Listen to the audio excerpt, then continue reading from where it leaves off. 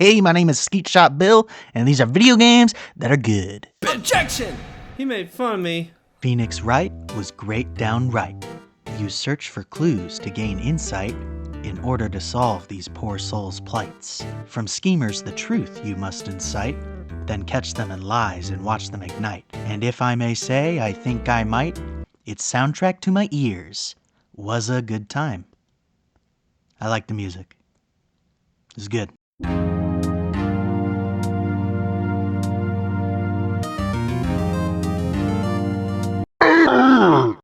Rivals of Aether 2 I only started playing this month, but is gripping me with its melee-inspired mechanics. However, initially I thought it felt a little clunky. In Smash, when you get hit by a big move, even though you're losing, it's almost fun. You rocket off screen and the amount of time that you don't have control is kept to a minimum. In any other platform fighter I can think of, including this one, knockback is sluggish and annoying.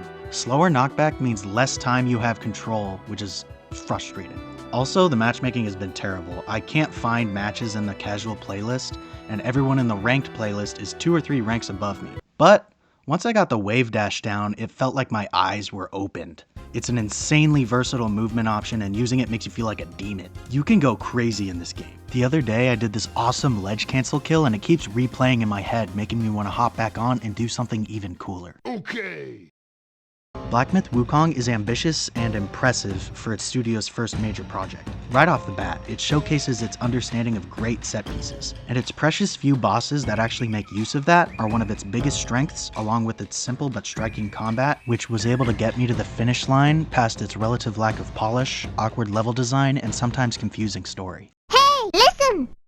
Echoes of Wisdom has a really fun main mechanic with its echoes, but fumbles it a little by having most of its puzzles solvable with the press of a button. There are actually a lot of really creative solutions to some of these, but it's too easy to optimize your own fun out of it using the echo that solves it instantly. There were a few good dungeons, and it's really cool to have this much freedom to explore in a 2D Zelda, but the severe lack of fulfilling rewards or intriguing landmarks fails to incentivize it.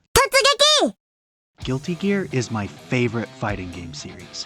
Strive is the game that got me into the genre and showed me how much fun it can be once you actually sit down and learn all the mechanics. It is a lot to learn though. Red Roman cancels, purple Roman cancels, blue Roman cancels, drift Roman cancels in 4 different directions, Roman cancel cancels, no I'm not making that up. Once I had it all down, I played a ton. But eventually it did reach a point where matches started to feel samey. That's when I learned that Strive is actually Guilty Gear on diaper poopin' baby mode. In Guilty Gear XR'd, everything is harder but more satisfying to do. Movement is harder because there's no dash macro, which I used as a crutch in Strive. Combos are harder and less universal across characters. Characters have more moves and utility. All of this makes for a game with much more longevity and a crazy high skill ceiling. I've spent over 200 hours playing one character, and I still haven't fully unlocked its potential. Sadly, the player base is a lot smaller than Strive's. I've booted up the game and sat in my lobby for like 2 hours and have no one join, but it's never stopped me from booting up the game and rolling those dice. Persona! Persona is a series I only started playing because of their phenomenal soundtracks and stunning visual style. These are the only games I can think of where just navigating the menus can be fun. Persona 5 is my favorite for its gameplay elements, themes, and aesthetic, and Persona 4 is the funniest. Dude, what is that? What's what? Your swimsuit. What else would I mean? It's your basic black. What? But Persona 3 is my favorite in terms of characters and story. Near the end of the story, the party faces a choice to fight an inevitable, unstoppable threat, or have their anxiety and knowledge of it erased to die in blissful ignorance. One by one, you see each of them find their own reason to face a threat they know they can't beat. And in the end, you have to decide for yourself. It was a compelling, emotionally charged section that really connected with me and left a lasting impression. Oh yeah, and it also had my favorite song this year.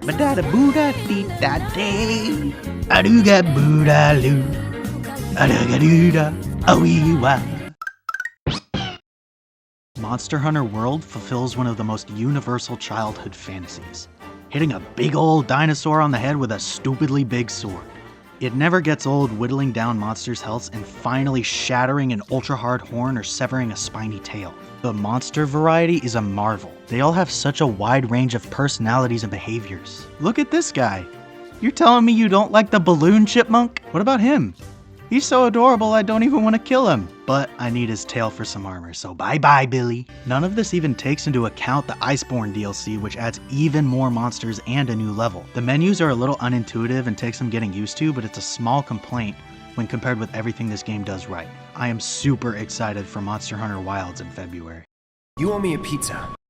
Final Fantasy VII Rebirth is an awesome adventure that captures the core of what I like most about Final Fantasy games. Goofy side quests with minigames that are more polished than entire video games, rewarding character progression, a million memorable music tracks, seriously there's a song for everything in this game, and a world filled with so many different locales with their own personalities and atmospheres. The narrative is too scared to commit to its alternate timeline shtick, and only vaguely hints at it until the end where it suddenly becomes insanely important, but it's a JRPG, so what did you expect? Away! Away!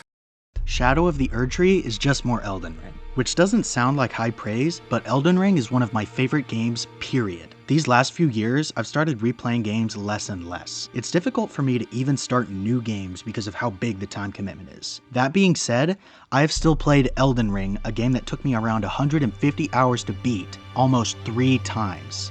That's how you know it's good. Shadow of the Erdtree introduces so many new items, tiers, talismans, and armor sets that allow for weird builds. The new weapons are all cool and unique. I played with a strength build, as all true men do, and I found this weapon that looks like an iron, which was pretty funny. The bosses are all, as expected, of incredible quality. Except this teleporting, summoning loser who made me hate the game for like 30 minutes, and sometimes this guy. The environments are breathtaking and encourage exploration through player curiosity, which somehow still isn't the norm in the gaming landscape today. But uh-oh, it turns out that this DLC, which is made by a company known for challenging games, is hard, which had a lot of people online complaining as they love to do, but I beat the whole thing on my first playthrough except the stupid final boss without upgrading my Shadow Tree level. So... Astrobot made me feel like a kid again. It had me going goo goo gaga at the presentation and spectacle. It's a sensory feast for your eyes, ears, and hands. Everything has such physicality to it. The game showers you with physics objects. Every surface you walk on has different vibrations in the controller. When you fire the boosters on your spaceship, you can feel the engines in your controller rumbling. There's a giant tree who sings a song that sounds like it's from Don't Hug Me, I'm Scared.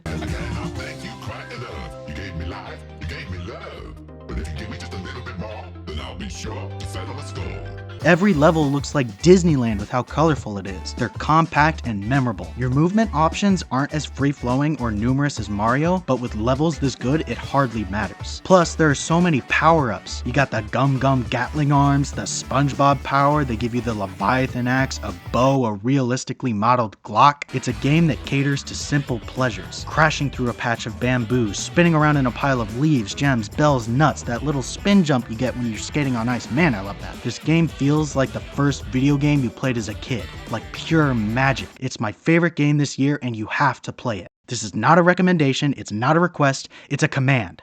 Play this game or I'm pulling out the Glock.